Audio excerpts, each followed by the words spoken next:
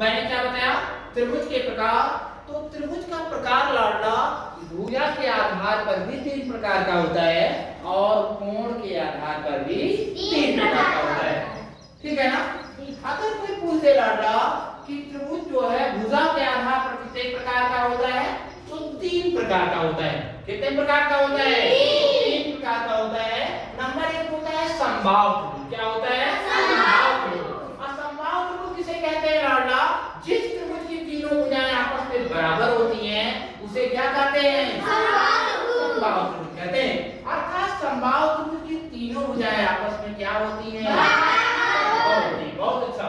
एक चीज और मिलेगा, समबाहु त्रिभुज की तीनों भुजाएं आपस में बराबर होती हैं। दूसरा है विषमबाहु त्रिभुज। क्या है? विषमबाहु त्रिभुज। तो जिस त्रिभुज की तीनों भुजाएं आपस में बराबर नहीं होती हैं उसे क्या कहा जाता है? विषमबाहु त्रिभुज कहा जाता है। ठीक है ना। इसका मतलब यह है जिस त्रिभुज की तीनों भुजाएं आपस में बराबर नहीं होती हैं उसे क्या कहा जाता है? विषमबाहु त्रिभुज। ठीक है। अगर कोई पूछ दे कि समद्विबाहु त्रिभुज किसे कहा जाता है, तो जिस त्रिभुज की दो भुजाएं आपस में बराबर होती हैं उसे समद्विबाहु त्रिभुज कहा जाता है।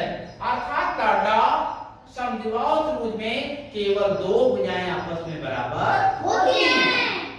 मेरी बात समझ में आई? फिर से एक बार सुन लेना। त्रिभुज के प्रकार, त्रिभुज जो है भुजा के आधार पर 3 प्रकार का होता है। नंबर 1 होता है समबाहु त्रिभुज, नंबर 2 होता है समद्विबाहु त्रिभुज, नंबर 3 होता है विषमबाहु त्रिभुज। क्लियर है?